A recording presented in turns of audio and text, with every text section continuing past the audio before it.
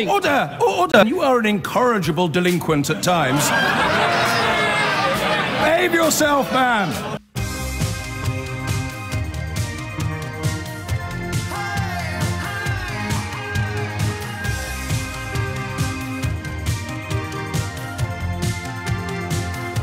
I don't know about you when it comes to Labour's approach to Brexit, to the process so far, but my biggest problem with it is I find it confusing. I never really understand or get to grips with what it is their plan is on going forward as the Brexit negotiations take place. I have no sense of an argument at the heart of the party taking place. And if it is, it's taking place behind closed doors. And I have no sense that the Labour Party knows truthfully what it wants as a unified party on our departure from Europe or lack of departure from Europe. I just don't know. So I was quite relieved, really, and pleased to see Tony Blair intervene this morning and describe Labour as being timid. He said its timidity on Brexit would deliver a departure from the EU designed by the Tory right. You might not have a problem with that. But is he right? Is Labour too timid on Brexit? 0345 6060 973, the number to call. You can text 84850 or tweet at LBC. Let's have a listen to some of what Tony Blair said this morning. We voted to leave the European Union, but we didn't yet know at that point what the terms of the new relationship would be. Once we know those terms of the new relationship, we are surely entitled to think again. But we didn't at that point, when we had the referendum, know what the alternative is. If you take the decision on the 23rd of June 2016, and you take it on the basis you want to leave the European Union, you then have a negotiation, you then have the alternative to our present membership of the European Union. Once that's put before the people, people are entitled to think again. He said that the party, the Labour Party, needs to, in his words, nail the myths of the Brexit campaign. You can decide for yourself what you think was a myth and what you think was the truth in that Brexit campaign on both sides. He also thinks Labour should be fighting for the rights of voters to think again about leaving. Now, some Labour MPs, some prominent Labour MPs, think Chuka Umunna, for example, they are making a more heartfelt battle, it seems to me anyway, more heartfelt battle, more heartfelt plea, a clearer plea for something along those lines at the end of the Brexit negotiations. Asking for a meaningful vote in Parliament isn't the same as asking for a second referendum, is it? They're very different things, and we still haven't quite nailed down what the word meaningful means in that context. He said it is not undemocratic to call for a vote on the terms of the exit deal, so the final deal that Theresa May's government gets. But to the actual approach of the Labour Party, what do you, if you're a Labour supporter, in whichever shape, size or shade of Labour supporter you are, what have you made of your party's approach to Brexit, your party's response both to the referendum vote and to what the Conservative Party has done as the negotiations now enter their second year? 0345 6060 973. Is he right that Labour is being too timid in this Brexit process that we're going through? 84850, the number to text. You can tweet at LBC. Here to talk with me about this for a few minutes is Tom Baldwin, Labour's former Director of Communications and a journalist as well. Good afternoon to you. Hello. You know this party well. Tell me whether you think Tony Blair is making a creative, a useful intervention here. I think he is, and I'm grateful that he's doing it, because the Labour Party's position, as you say, it's far from clear. The really awful thing is it's deliberately unclear. They don't want anyone really to nail them down on this, because they want to be all things to all people. Now, ironically, that's the sort of thing they used to accuse Tony Blair of being. But on this, the single biggest issue facing our country, probably since the Second World War, I think it's bizarrely, it's Tony Blair who's standing up for Labour Party principles and Labour Party values of being open and outward-looking, and Jeremy Corbyn, who's ducking and diving and saying anything he can just to get elected. That's ironic, isn't it? So you think it's just about keeping their slate as clean as possible in the event of an election, general election? They want Leave voters to think they're on their side. They want the Main voters to think they're on their side. And I don't think you can duck and dive all the way through. I think it worked in the general election last year, in 2017. And I think people who wanted to stop a hard Brexit did the right thing by voting Labour, as I did. I'm not sure that's going to sustain itself over the next 2 or 3 years as a political strategy. And I certainly don't think it's the right thing to do. Jeremy Corbyn, he was supposed to be the guy who taught the Labour Party about the importance of bold and principled politics. And on this, he's neither bold nor principled.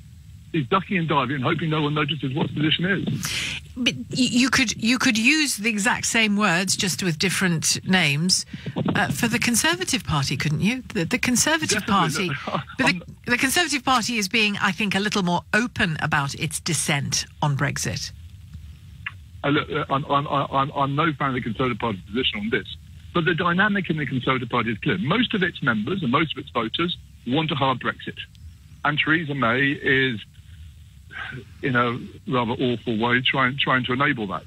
The dynamic in the Labour Party is very, very different to that in the Conservative Party.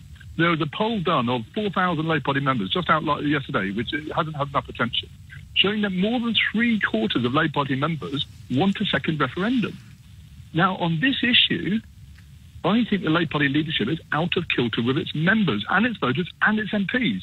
There's then be a Democratic Party, and Jeremy Corbyn should be listening to Labour Party members and taking a leaf out of Tony Blair's book and taking a more bold and principled position on the most important issue facing our country today. Do you think he just wants to leave the EU and it suits him to be in this fudge? It suits him to lead a party that's in a fudge like this?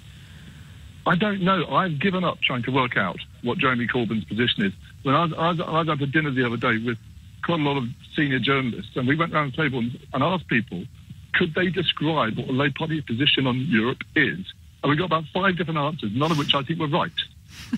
And so, who knows? That's a great game, Tom. Do you have any others? Was that all pass the parcel?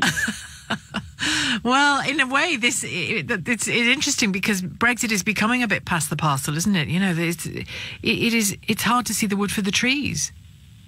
And I think it's a tragedy for the country, because this is a really, really important moment about what kind of country we want to be and what kind of future we want to have. And in those circumstances, you want your political parties to be clear with the British people about the choices facing us. And at this time, both main political parties, both the Conservatives and the Labour, I'm sorry to say, are pretending to the British people that somehow we can still have our cake and eat it, we can get the benefits of the single market and control immigration. We can't. That's not on the table. And we've got to make a choice. This is not really a negotiation, it's a choice. And I believe Labour Party will benefit in the long term if it takes a bold, strategic and moral stance now, rather than ducking and diving and hoping that no one notices its position just so it can get over the line and win the next election at any cost. But the British people made their choice. They made their choice in the referendum and they said out. Well, British people made a choice to give the government a mandate to leave the European Union. We should respect that. But if it turns out that the price of leaving the European Union is one which is far higher than anything people were told, that it will mean that we have to leave the single market, that we won't really be able to properly control immigration, that we'll have to pay billions upon billions of pounds just to do that. I do think, just as Theresa May changed her mind about a dozen or so things herself during the general election campaign, the British people are entitled to change their mind too. And if they don't change their mind, if they get their second referendum and don't change their mind, that's it, we're out. Well, if the terms of Britain's departure are made clear, which they certainly weren't made clear in the referendum in 2016. You see, lots of my listeners say that they were. Lots of my listeners say, when I voted to leave, I voted to leave the single market. I voted to leave I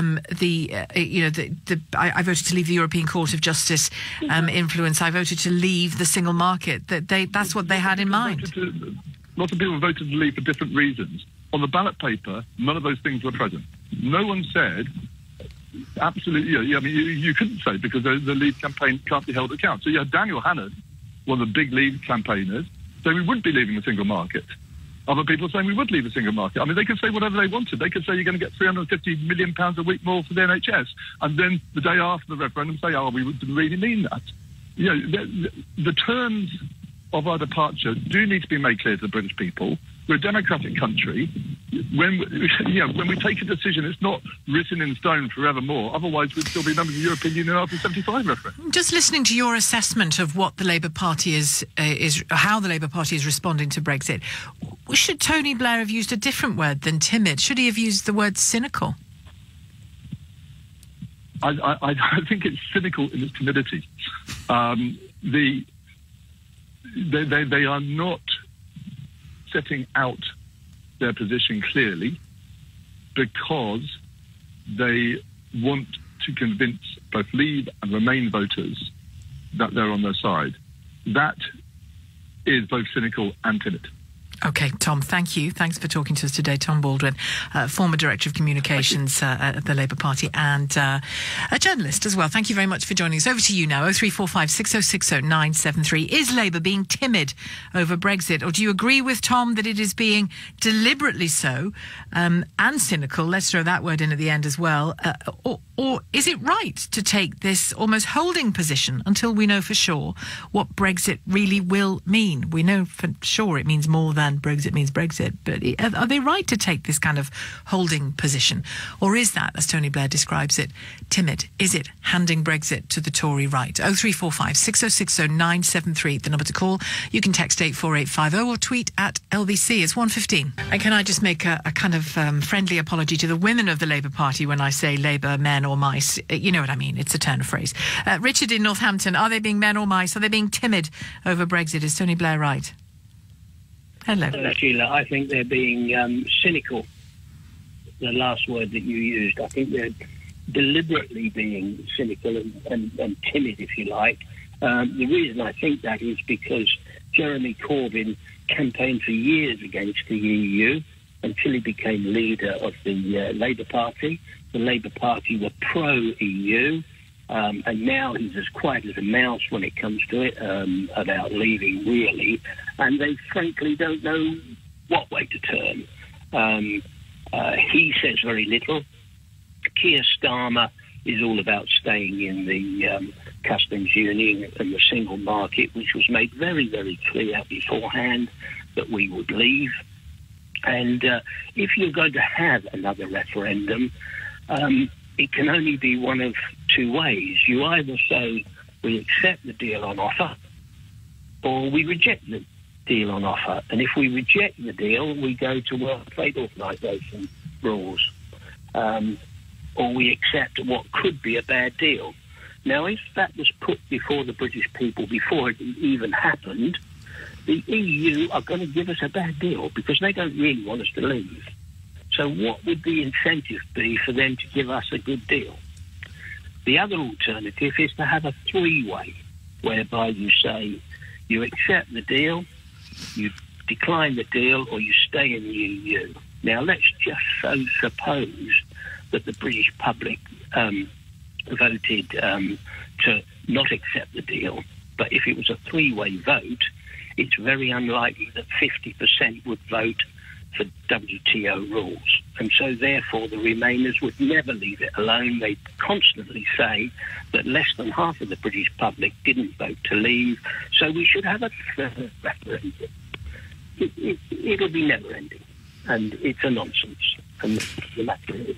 And on Labour's timidity or cynicism, as it's been described in the last 20 minutes here on this programme at least, what about the possibility that they're just doing what politicians sometimes do, which is to politically play a waiting game until they are going to pounce in some specific way at some specific time?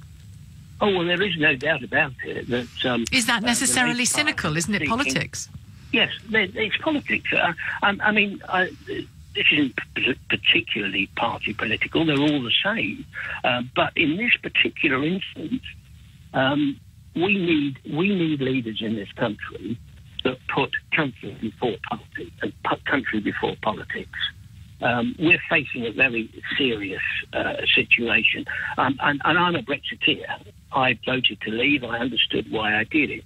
But the problem is that too much of the reasons for leaving is being brought down to economic reasons and saying that the end of the world is nigh. If we leave, it's going to be an absolute disaster. Well, I've been around an awful long time and I've seen all these so-called disasters that are supposed to happen, and they rarely materialise in that way.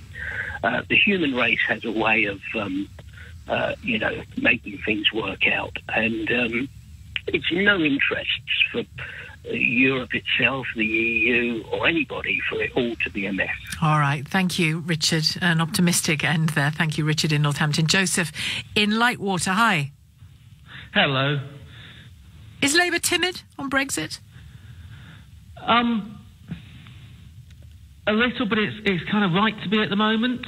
I think if it was really pushing hard, certainly if it was pushing against Brexit, there would be screams that it's betraying the country and it would be blamed for any problems that happen with Brexit. Whereas at the moment it can let the problems happen, see what the public opinion shifts. Let the Tories own the problems. It needs to steer it a bit, as they're doing. They're going to push for the human rights to be in the bill. They're going to push against very hard Brexit and vote with the Tory rebels on that. But they're not stopping. Yes, but Brexit even on that, just if I may, just even on that question of in or out of the single market, both Jeremy Corbyn and John McDonnell have been, over the year, that have said very different, have mixed statements. I think would be a good way of describing it. It seems to me, anyway, and I'm constantly baffled by them. Really, they're not. Especially if you look at Keir Starmer, who is the lead on this, but none of those are contradicting him now. I mean, there've been some. Well, he's playing a loyally game, isn't he? He's playing a loyally game. It seems to me. Some of it is. I mean, they're clearly aiming. If they gain power now, their position is to exit with a very small difference to current arrangements, but obviously we lose some power. If you look at the manifesto, it said we want to get basically the benefits that we were told were possible, while trying to do some other things and being outside as much as possible. So their position is, they do have a position which is out, but not a long way out, if you know what I mean. Which is within the manifesto. Everything they're doing is kind of about organising that. They're giving themselves some flexibility, so they can negotiate. They can't just define what it's going to be and expect there to be no response from Europe, even if Labour were in power. Do you think people, journalists and others, are expecting too much from Labour, too much clarity? Can they argue, well, look, we're not the government, and when we're in a position where we might be about to be, because a general election is happening, we will be more specific, because we'll need to be more specific?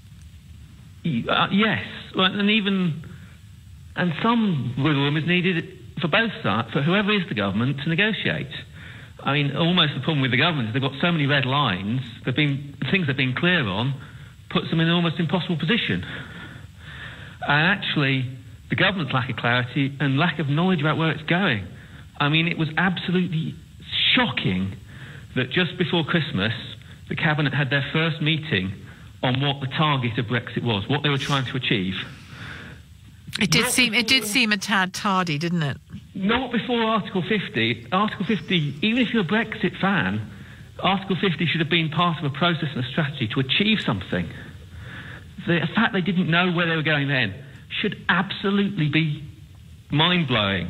The fact it isn't just shows how far the competence of this government has let down the country. But is there a danger, just to bring the focus back to the Labour Party, is there a danger that Labour's holding pattern, Labour's out but not out too far, as you characterise it, will just be too unclear for voters? It's a real risk, I think. Well, it's more clear than the government. The government has everything between kind of that and screw you guys, we're going home. Burn down the buildings. Yeah, maybe. Joseph, thank you. I'm going to hear from Peter in Archway now. Hi, Peter. Hello, Sheila. Firstly, I'd just like to challenge the statement made by your original speaker about Brexit being the biggest problem facing the UK at the moment. I don't believe that is. I think that the biggest problem facing the UK is, in fact, the Conservative government that's decimating our public services in our society and reducing us to, basically feudal times. It's taking us back to feudal times almost. But in terms of the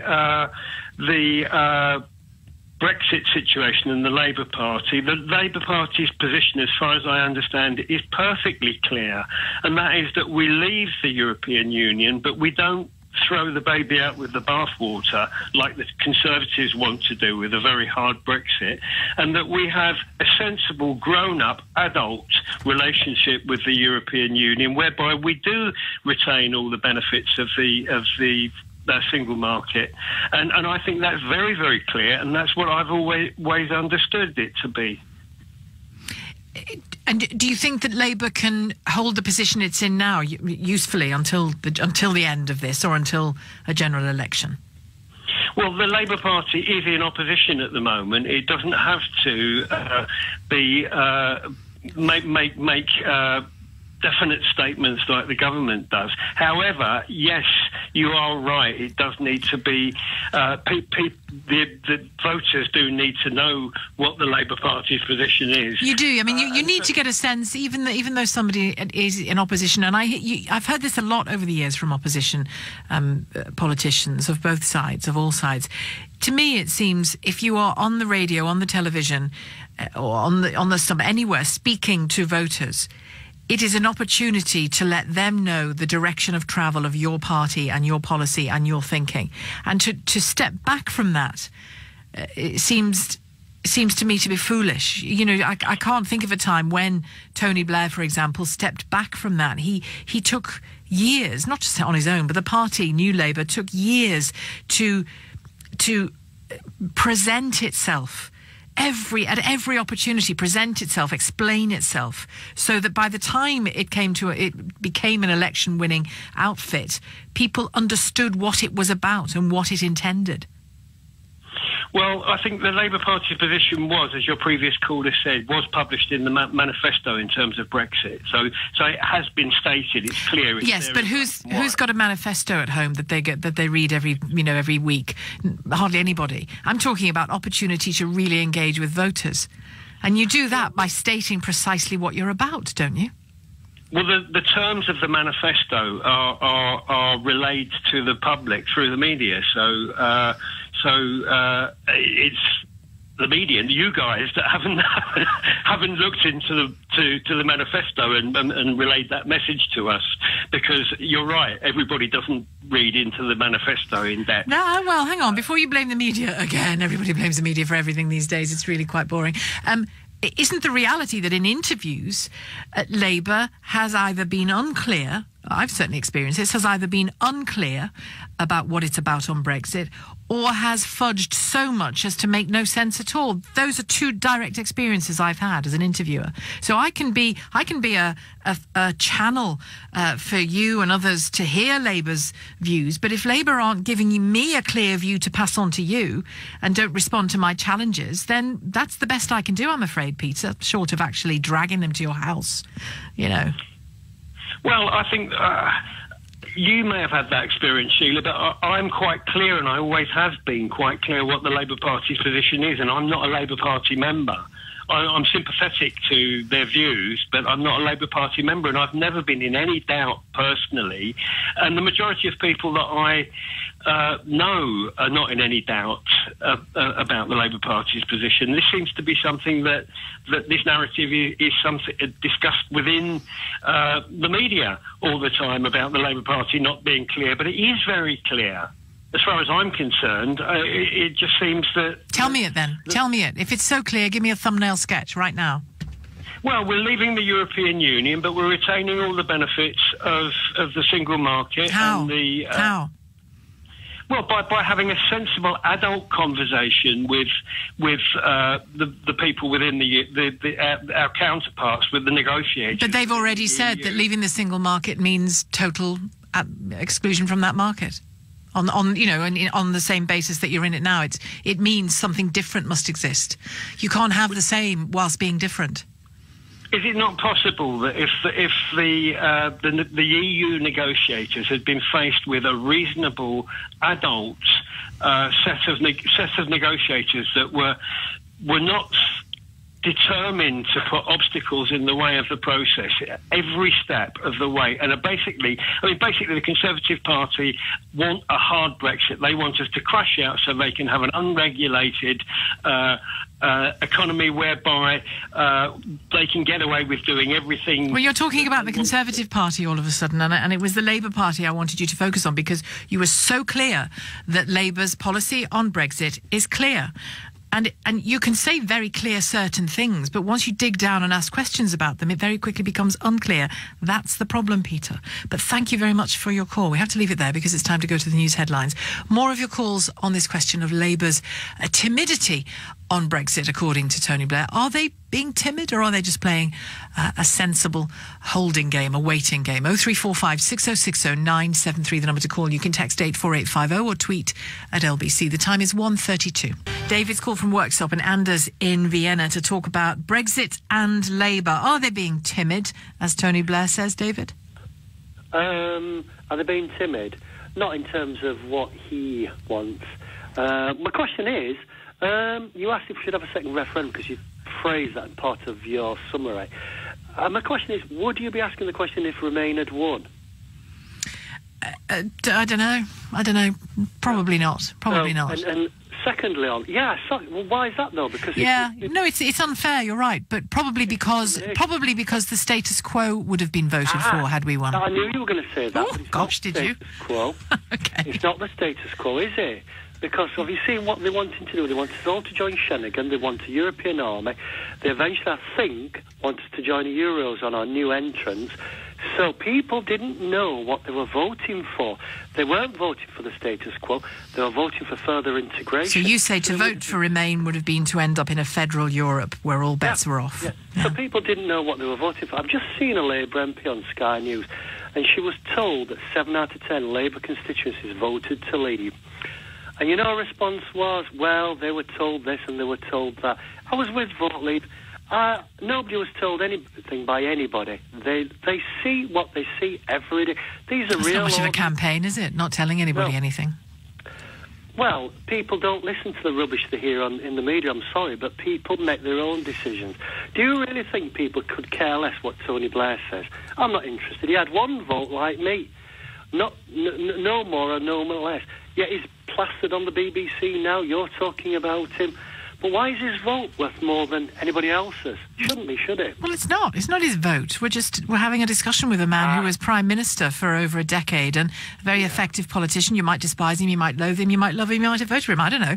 But I can guess. But he's a significant voice in the national life, isn't he? That's a matter of opinion. Of course it is. But that's my opinion. You asked for it. I've given it to you. Yeah, that's okay. Right, the last thing, and I'll get off. What I've noticed is a lot of these Labour MPs will spend more on expenses in their lunchtime, in fact, MPs in general, than a lot of the people who voted Leave live on in a week. Now, that's something to think about. That's the disparity between people who voted Leave and a lot of the people who want to remain. They're getting a lot out of the European Union.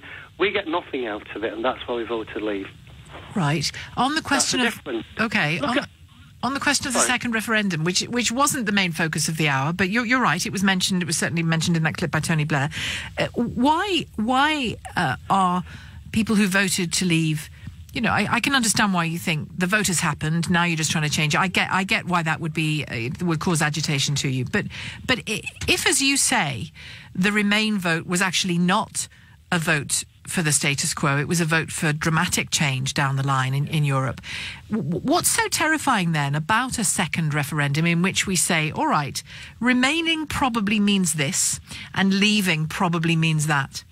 What's so bad? What's so bad about having a deeper, more detailed campaign and referendum? What are you afraid of? You must have seen, we were bombarded. The money, the government, big business, every bank, most leaders in the world wanted us to remain.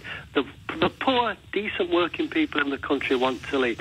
It's not a fair fight. It's like David against Goliath. We were pitted against every the Minister for Japan, President Obama, most of the European leaders, Christine, the IMF leader, all wanted us to remain. It's not a fair fight, is it? You know it's not. And it wouldn't be fair again. And they'd wangle it somehow so that... And what would the vote be?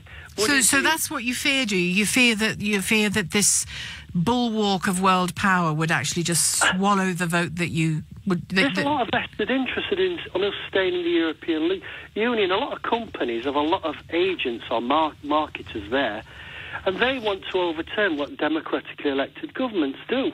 And they do, because they've got so much bargaining power in Europe. There's so much pressure exerted by these massive corporations. All right. The European Union. All right, David, thank you for your call. David in Worksop. Anders, we've spoken to you before, lives in Vienna. Hello, Anders. Hello. I'm still trying to unpick what the previous gentleman was trying to say. Right. The question is, I believe he made a big deal of the question of a second referendum. The question is, what would the real question would be what the second referendum would actually be on. Of course, there will be no status quo to remain within the European Union as it is, because the UK has already handed in Article 50, which is the legal process by which you leave the European Union. So once it gets to the national vote, you will probably have already left the European Union, unless you get it done, have that vote within the next few months. So it would be about re-entering. It would be absolutely about re-entering. Now, the other thing about it is the issue of whether or not Tony Blair has a right to vote, and of course he does. He's a man of strong opinions. He has a strong opinion about this. He has a large media voice, and he believes that the best way for him to do it is to use it. Of course, the problem is he's a very toxic figure, and that is why we're having this debate. In the same way that there was the debate about whether or not Nick Clegg should get a knighthood. For some people are just politically toxic, and that's why we're here right now. And Labour? Well, the thing about the problem is this, is that you have to understand is that what's really happened is a revolution. It's not really a democratic process. The question of who's in charge has been in my mind a long time, since the Grenfell disaster, since the Grenfell Tower fire, when it turned out that the government wasn't really responsible for anything that happened within that building or anything to do with that building whatsoever, even though it was technically kind of a government building. The vote itself has kind of ripped the power of the Commons away from itself in the sense that it cannot successfully legislate against now the will of the people. So you also have a government that really doesn't quite know what it's doing. It's got a diminished majority, and it's up against the Commons that it doesn't really know what it's doing either in this situation. So whether you have the Labour position is just is basically representative of that of the Commons, which is kind of this. It's really stuck between so many different rocks and hard places that it can't quite move at the moment. But the thing is, the SNP isn't in that position. The Liberal Democrats aren't in that position. They've made it clear. They've made it clear what they think. Sure, the problem, and I'm sympathetic to that opinion, but the question is, from the EU perspective, and I'm in the EU, so if I'm allowed to wear my EU hat here for a second, because I do live and work in the EU and shouldn't really tell you what I do for a living, but go on. No, but it's... Are you a civil servant in the EU, essentially? No, I'm not a civil servant in the EU, because there are no real EU organizations based in Vienna. But I do work in the political sphere. Let's put it that way. I'm not here. I'm here also here on an unofficial way on my lunch break. So that's why I'm calling in right now. What you're really the question is this: is that whether it depends on whether or not you believe that Brexit can be stopped, and the way that the government have guaranteed that Brexit cannot be stopped is handing in Article 50. At the end of Article 50, you leave the European Union. The question now is what happens between now and then. If you want to have a vote at the end of it, what exactly will you be voting on? You cannot vote, so you can either vote for re-entry, or you can vote for whatever the government's plans are, for or against whatever the government's plans are, in which case you will have to have a separate plan of your own. And those are some very complicated issues. The other factor that you have to understand is that as of right now, the situation that Labour again finds itself in is that it's kind of split down the middle, in the sense that the vast majority of its northern constituencies want to leave the European Union, but the vast majority of the southern constituencies want to remain. So what surprised me in the last couple of years is that the political parties have remained kind of intact. I thought that this kind of revolutionary atmosphere that I said would cause profound ruptures within the parties that would cause them to break off into various groupings or form new parties, but maybe that just hasn't happened yet. Well, no, and there's no particular suggestion that it's going to happen either, is there? Well, the suggestion that's going to happen is the suggestion about this is a profound change of what Britain is. I mean, basically, Brexit is a complete rewriting of the British legal constitution. And that is something that the Commons is now kind of waking up to and is now desperately trying to pull the brakes on what the government's trying to do on various things. From what I understand from the EU perspective, Britain's leaving. And because of its red lines, you're going to get, and because of the fact that it now wants a trade deal instead of an association agreement, you're going to get something that is slightly better than a WTO deal, which is in fact far worse than anything you could possibly want. If you were in. I'm sorry, what was the question? If you were inside the EU, and anything far worse than anything you get if you were inside. No, far worse than anything you'd get even if you asked for an... There are many different ways that you can have agreements with the EU. There are association agreements. You could leave the EU and park yourself in the European Economic Area and then work with the supranational economic organizations like the United Nations Economic European Area, for example. But you think the red lines that have been drawn make that impossible?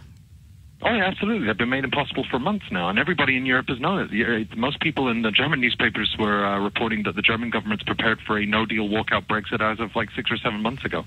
So the European Union is fully prepared for all scenarios right now. Okay, Anders, always interesting to talk to you. Thank you very much indeed, Anders, calling from Vienna. More of your calls in a moment. The time is 1:47. Coming up after the news at 2, I'm going to be speaking to Bob Kerslake. You might remember his name from the news a few weeks ago, just before Christmas. He resigned from his job as chairman of the board in King's College Hospital.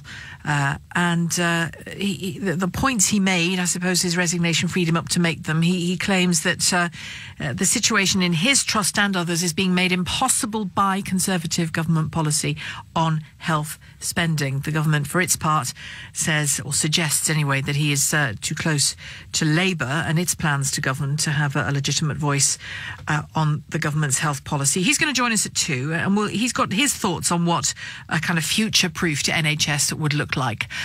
So we'll hear his thoughts, ask him some of those questions about number 10 and his relationship with the Labour Party. That's all coming up after 2, and I want your thoughts as well on what a future-proofed NHS would look like. And by that I mean what you think a future surviving, thriving NHS needs to do, perhaps to change, to be better funded, how we fund it better, and what kind of things we do or don't provide on the NHS, that kind of thing. It's such an important story this week, and we've had the figures of A&E waiting times as well out today, increasing numbers of people waiting too long. Government targets being dropped left, right and centre when it comes to accident and emergency admissions. Let me read a couple of texts before we talk to Mark in Thornton Heath. A couple of texts from you. On Tony Blair's claim that his party, the Labour Party, is being timid on Brexit. The political outcast and pathological liar Tony Blair pokes his nose in only if he had a personal gain and vested interests. Ignore his opinion. Cognitive Dissonance says on Twitter that Corbyn will wait until the deal is done on Brexit, then try to judge public opinion. And you could argue that's a perfectly legitimate political position to place yourself in. It might frustrate a few people, but there you go.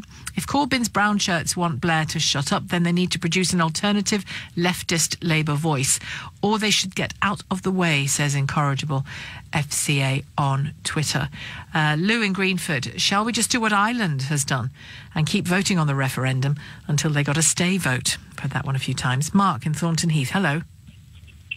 Yeah, I think Labour are following a very sensible policy. They're respecting the referendum, which they said before it was held, whatever one feels about the referendum. And very importantly, by not slowing down the A50, they got a vote on the final deal in Parliament, and that's enough of a safeguard for us. I think Brexit is very toxic. Sorry, not Brexit. Tony Blair is very toxic. And they both are, sometimes. He doesn't help. But I think Labour are following, they don't want to undermine the negotiations, and they don't want to be seen to undermine. Any talk of a referendum now would be seen as undermining. It's got to follow its course. Labour are there, keeping the government under, looking at them, and in particular they have their 6 tests, which will be used to judge the final deal at the end. And tell me how you see, what meaning you apply to the word meaningful vote. What meaning will that vote have? Because... Well, basically what will happen is it'll come to a final vote. It'll be a major part of the government's policy, and if it gets voted down in Parliament, there will have to be a general election. That's what happens in Britain. So it'll be 6 months before the deadline for A50, and there's plenty of time for a general election, things to be mentioned. If someone wants another referendum on something, they can do that. But but for that to be meaningful, the election would have to be almost entirely about Brexit, wouldn't it? No. I mean, well, it depends. Our democracy isn't built around referendums. I mean, the last one I voted in was the one in 75, and I didn't want that. Quite happy for MPs to decide things. We had a little one on AV. Other than that, they're not part of British democracy. No, I'm talking about general elections. I'm talking about if there is a general election as a result of the Brexit deal being voted down, then that general election presumably would be almost entirely about Brexit. Well, it depends on what the parties decide. You know, they may both pitch similar arguments. They might both say, oh, we'll have a referendum and let people decide, or they may come up with a very positive statement. You know, if you vote for us, Labour, we're going to remain, or we're going to whatever. You know, it's up to the general election. It doesn't have to be just about Brexit. I think that still doesn't explain to me what the word meaningful means in that context. Because meaningful means, I see what you're saying. Meaningful means that there is enough time to reverse it, or even go back. You know, elect a new government, then they go and have another try with Europe. I mean, I would suspect if Labour got re-elected and they wanted to carry on with the Brexit process, they may well talk to Europe and say, right, we'll go for EEA status like Norway and Switzerland. You know, that's off the shelf, that's very quick. Are you happy to do that? I mean, but a meaningful vote means it isn't no deal or accept the deal. 6 months before we have to leave the EU, there's plenty of time for a general election, any referendums if anyone wants them, and to renegotiate if necessary. So that's what I mean by meaningful. But what if the meaningful vote? Because my understanding of the meaningful vote is if it's rejected, Theresa May has made clear time and again that she'll say that's fascinating. Right, we'll just fall out then. We'll just fall out of the EU and revert to WTO rules. That's the meaning. That's the meaning of your vote, ladies and gentlemen in Parliament. That's what she'll say. Because she said that's what she'll say. Bravado. She said it, but there's no way, you know, Tories are traditionally party of business. There's no way they would fall back onto WTO rules. No one wants that, and we're certainly not going to head towards it. I think that's just bluster. So what does she say instead? Because she said that. There'll have to be a general election. I know we're going around in circles here, but that general election... Yeah.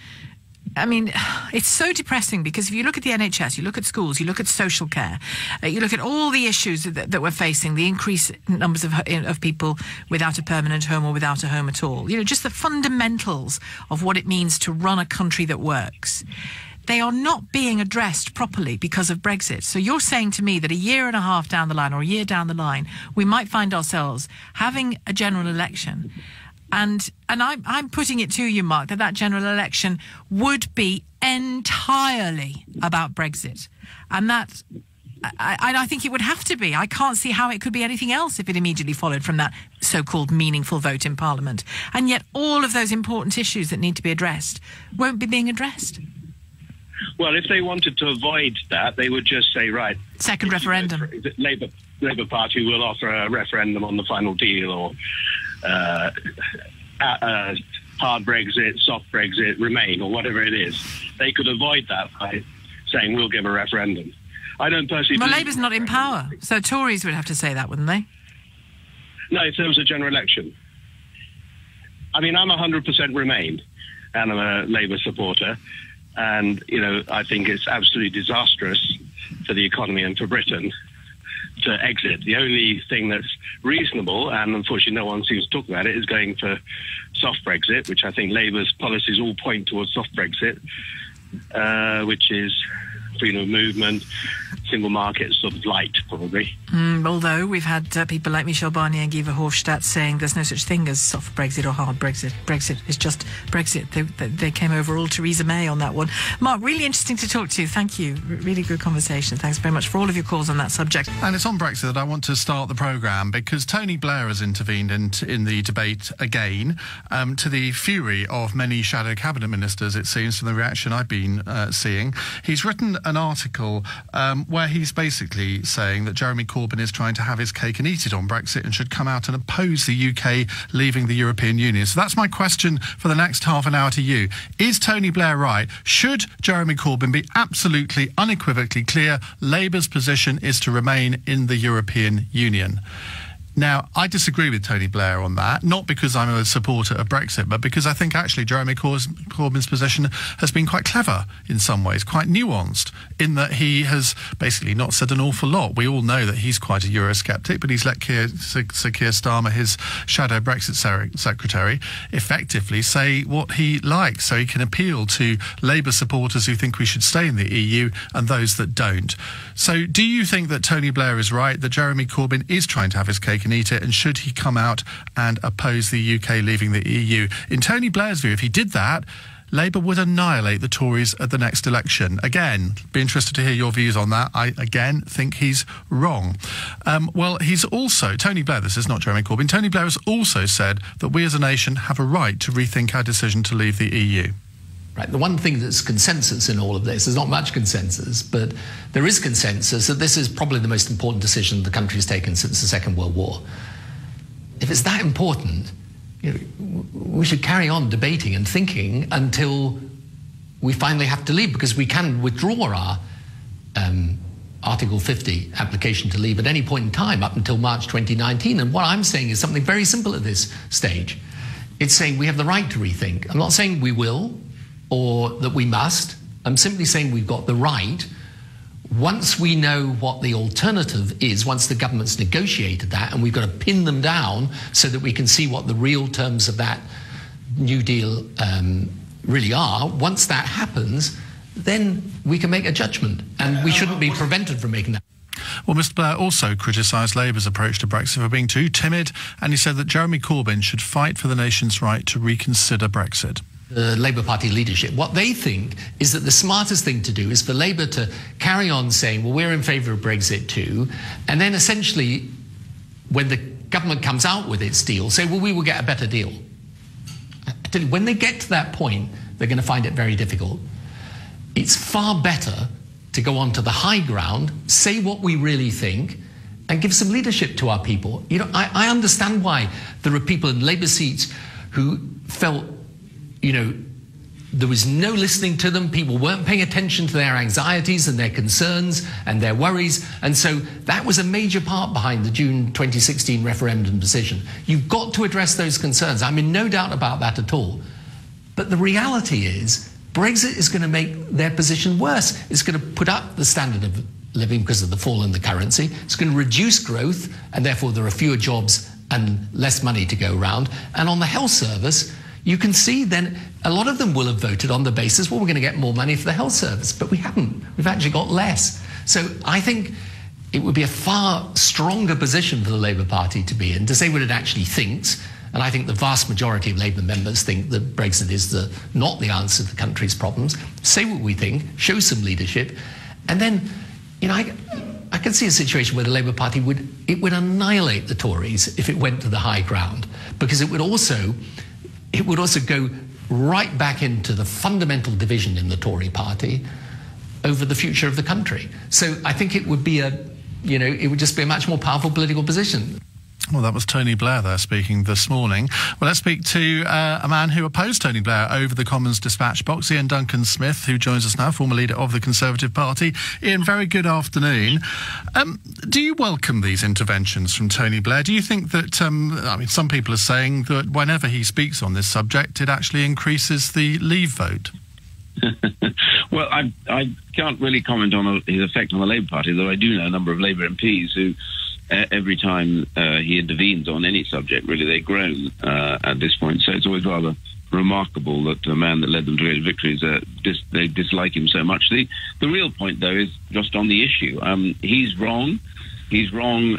He was on a very interesting interview earlier this morning in which he wasn't able to produce any single fact to back his position.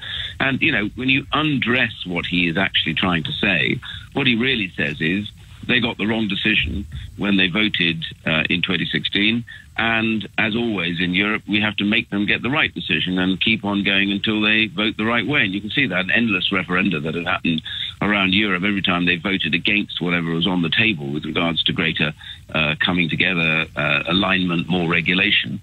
Each of those referendums had to be reversed and was duly reversed because they were able to bully that particular country to have a second referendum. It's not going to happen with us. The British public have made their minds up. They want to leave. You know, it was 40 years before we got another referendum on the first referendum. So, you know, if he wants another referendum, he'll have to wait a long time, I'm afraid. What about, though, he also this morning was talking about, he was blaming the fact that our growth is lower than other EU countries. He was blaming that on the Brexit decision. Is there anything in that? No, not at all. I mean, the fact is that the UK's growth has been sustained as pretty high for some time. All the economists will tell you categorically that the UK's growth was bound to fall to a degree because it was outstripping pretty much most of the rest of the Western world, with the exception of the United States and Germany. It's fallen a little bit, but not massively. I mean, the forecast forward, even going forward, is about 1.8 and then moving back towards 2%. The reality for us is before we've even left the European Union. I mean, he's been blaming all these things. He said you haven't had any of his money back yet from Europe. Well, we haven't left the European Union yet. And no matter what the deal that Theresa May made over 40 years, which have averaged about £1 billion a year that we'll put back to the EU, we would still be £350 billion over that 10 years net becoming back to the UK. So all that money does come back because we don't make those contributions to the EU once we leave. We haven't left yet. One of the main points of the interview, I thought, was he was saying, well, look, surely people have a right to judge what the final deal is, because we didn't... Yes, people voted to leave the EU, but they did not know what the final deal would be. Now, if you believe in the will of the people, if you believe in ultimate democracy, then why would you not be in favour of a referendum that endorsed the deal? Surely that would be the strongest... That would be an indication of a strong leader to ask for that. But the public was asked a very straightforward question: do you want to remain in the EU or do you want to leave?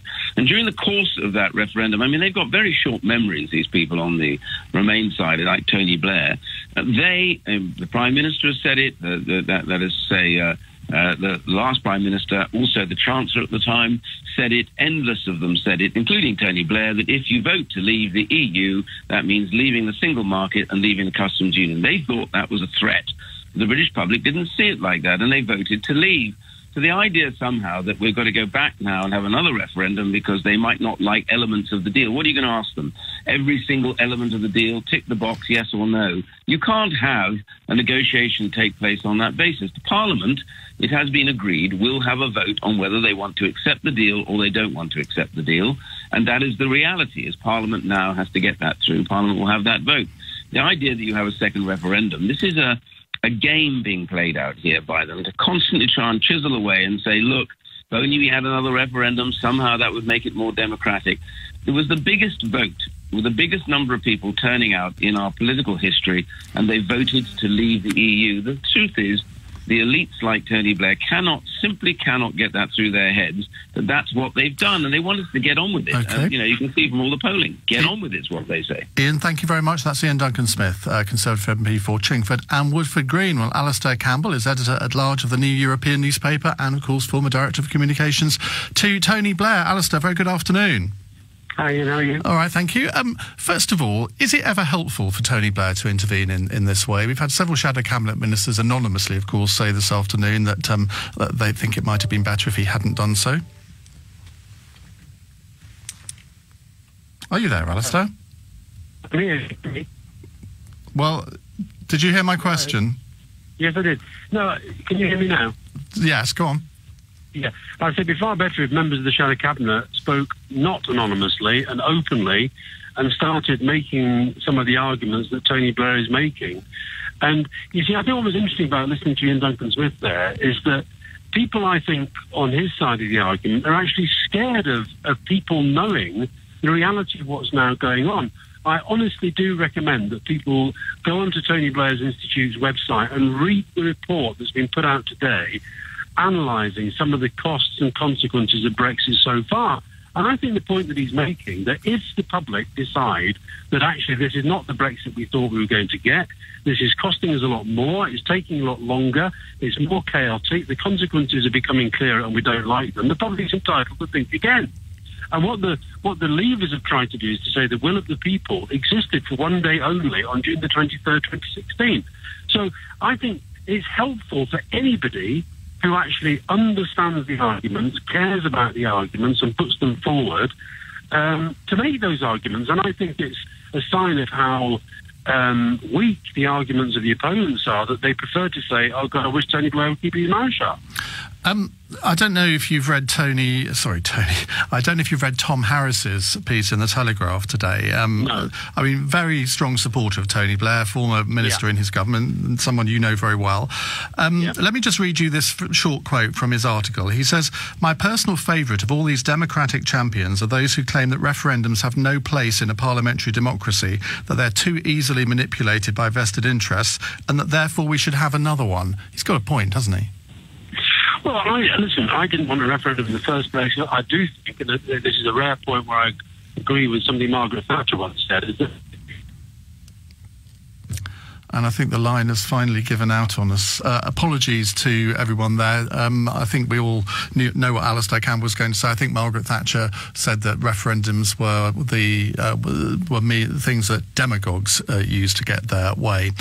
Right, I'm sure this will all come up at 4:30 with Andrew Adonis, who's going to join us to take your calls. If you want to book your place in the queue to speak to Andrew Adonis, the number to call 0345 6060 973. In a moment, though, we'll come to your calls on whether Tony Blair is right to say that Jeremy Corbyn is trying to have his cake and eat it on Brexit and should come out and oppose the UK leaving the European Union. And if he did so, Labour would annihilate the Tories at the next election. Really? 0345 6060 973. 16 minutes past 4. Andre is in East Sheen. Andre, what do you think of Tony Blair's intervention today? Hello, good afternoon, Ian. Thank you for taking my call. I'm voiced my own opinion, but I'm sure the opinion is maybe sort of for everybody else. Why does Mr. Blair just pack his bags and go away? Why should he? Because we hear all this thing about scaremongering, about leaving the EEC, and I mean, his policies about immigration were appalling. Yeah, but that doesn't mean to say he needs to be silenced. He was Prime Minister of this country for 10 years. He won 3 general elections. Why do you think an ex-Prime Minister should pack his bags and disappear from the face of the earth? Because we are sick and fed up of all scaremongering that's going on. Well, that's an argument for basically saying anybody who advocates the Remain case should disappear from the face of the earth. That's hardly democratic, is it? Yeah, but it's not really doing us very much good. The rest of Europe, it's almost like we're running scared or something, isn't it? Well, fine, but let them speak, and their words can speak for themselves. I don't really like this idea of saying that particular groups of people we mustn't hear from because we don't agree with their views. But do you not think that Mr. Blair is a bit of a hypocrite? Well, we can accuse all sorts of politicians of being hypocrites, and I'm sure there are things that he did in 10 years that you would find objectionable and you don't like his views now, but that doesn't mean to say that he needs to disappear, does it? If you think he's hypocritical, well, that's fine. How would you know he was hypocritical if he wasn't allowed to speak? Why is it every time that something comes up that Mr. Blair all of a sudden appears? Well, because he feels he's got something to say. Do we really want to hear it? Well, I actually think we do want to hear what ex-Prime Ministers have to say. Do you think John Major shouldn't come forward and... I mean, he admittedly doesn't speak out as often as Tony Blair does. I've got a lot of respect for John Major. Oh, yeah, but that's fine. But just because you've got respect for him and not Tony Blair, that does not mean that Tony Blair shouldn't be heard. You have to listen to him, but at least you can hear him. Well, I'd be very interested to hear what other callers may... Well, we are about to find out, Andre. Thank you very much. Matt's in Worcestershire. Hello, Matt. Hello there. Yeah, a point I wanted to make was that, as you know, similar to the last caller, I think Tony Blair and his policy on mass immigration, not only one of the reasons that the Leave vote won, but one of the reasons that we've got a Conservative government and have had for the last 7 years. I think he should butt out. Well, You can disagree with someone without saying that they shouldn't be allowed to speak. Are you seriously agreeing with Andre that he just shouldn't? He just should shut up, retire, and count his money, and that's all. Is that really what you think he should do? I certainly, as a tax-paying British citizen, felt more at ease when he was sunning himself on a yacht earning his millions in the Middle East. But the other point I wanted to make was that when I filled in my ballot paper, the question was, do you want to leave the EU? Do you want to remain in the EU? It wasn't a set of questions, which is, choose if you want to leave, and then we'll come back to you in a couple of years. And then vote remain, and then move on to page 2 or something for some more questions. It was a single question, wasn't it? It was a single question, and I think certainly on the Remain side, I certainly think that these people take some of us Remain. On the Remain side, they take some of us Leavers as being ill-educated or stupid, and it's not. We're really not. We were told we were leaving the single market. We were told we were going to be leaving the customs union. We were threatened by the Chancellor at the time, by the Prime Minister at the time, and the Leave vote still won. And another point I wanted to make is that, we were told at the time that if we stayed in the European Union, there wasn't going to be any plans for a European Union army, ETC, or a single defence plan. Lo and behold, 6 months after the vote, it turns out there was. I'd be interested to know if those on the Remain side would have been asking for another referendum 2 years down the line if we'd have voted to remain, and it turned out that we were going to be part of a European army. Of course they wouldn't. Of course they wouldn't. No. I mean, you've answered your own question really there, haven't you? Matt, thank you. Jim is in Devon. Hello, Jim. Hi there, how are you? Fine, thank you. What would you like to say?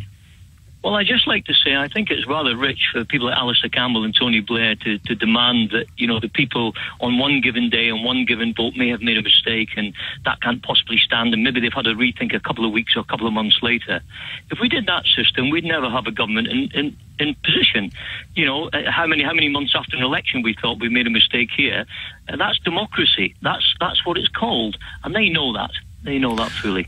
Well, fair enough, but of course a general election is in effect a referendum on the government, and we have general elections every 4 or 5 years.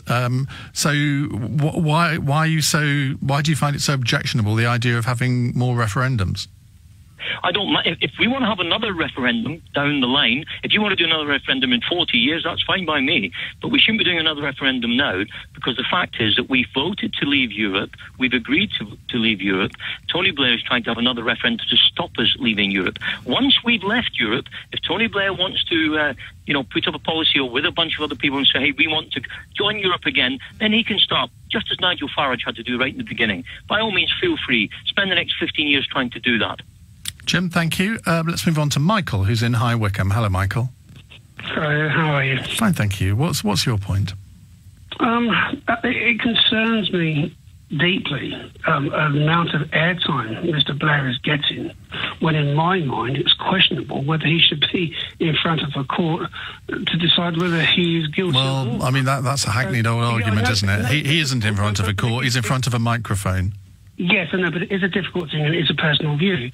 But, I mean, I am also very tired of being accused of being a little bit stupid, a little bit sick, a little bit unaware of what I was voting for. And to me, it was very clear. And it was laid out to us as being very clear. It was like a turn left or turn right vote. It wasn't turn left and turn right vote, and then you can come back afterwards. We were told it was a once-in-a-lifetime vote. And as a once-in-a-lifetime vote, without further vote, what is the question? Why are we still talking about having a referendum, another referendum? OK, Michael, thank you. Let's go to Beryl, who's in Ascot. Hello, Beryl. Beryl, are you there? Yeah, sorry, yeah, sure. I was just writing down. I was going to tell you. Attention. I just wanted to say, the last caller, I think, 5 minutes ago, who said something about Blair, you should be whatever. I would like to say to that it would not be more in balance to hear from former PMs or MPs to say something positive towards Brexit and not negative, because the truth is we are going through. If we all get together, because we're all one anyway, wouldn't it be so much better, not just negative? Let's hear something positive as well. Always negative, negative, negative. I never hear anything positive. Well, if Tony Blair genuinely believes, and I'm pretty sure he does, that Brexit will be very damaging to the UK and to the UK economy, then he's going to concentrate on that, isn't he? Yeah, but could you not say something positive as well? Well, he probably doesn't believe anything positive, and we're going to be talking to Andrew Adonis in a minute. I'll put that question to him, to see whether he thinks there's anything at all positive from Brexit. Okay, fair enough. Thank you. Bye. Okay, Beryl, thank you very much. Quickly to Leslie in Hampstead. Hello, Leslie. Actually, I'm quite pleased that Tony Blair is able to give us an opinion. It balances the Brexit against the Remain. I'm quite happy to hear his opinions. Fine. As a former Prime Minister, yeah. Well, so am I. I don't object to Tony Blair speaking out on anything. I think we should be listening to former Prime Ministers. They have been in that seat, and they have a unique perspective on all sorts of things. And just because you disagree with Tony Blair on what he did in Iraq or whatever, that does not mean that he should be denied a voice. Yeah, but the Iraq thing, I think that was more advice than personal opinion. I know ultimately he's the one that has to accept the responsibility, but...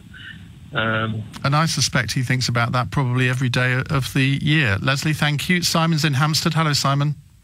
Yes. Hello, Ian. Good to talk to you. Yeah, just a little bit of balance, because you seem to be having an awful lot of rather vehement leavers so far, so I'm kind of calling in to address that balance a little bit. But actually to say... So can you hear me? Yes, go on.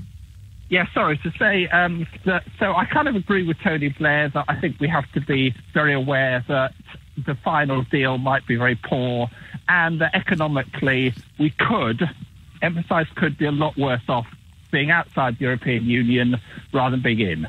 You know, that's possible. It might not happen. If we get a growth rate which is, say, 0.5% a year lower than it might otherwise have been because we've lost some of our markets, then obviously that could, over time, when you compound it over 10 years, make quite an impact on GDP and therefore the amount of money for public service. Well, you are absolutely right that whether you're on the Leave side of the argument or the Remain side of the argument, none of us can say with 100% certainty exactly what is going to happen. We both, on either side, have to operate on what we think might happen, what we believe will happen, what we believe the opportunities or indeed threats may be. Simon, thank you very much.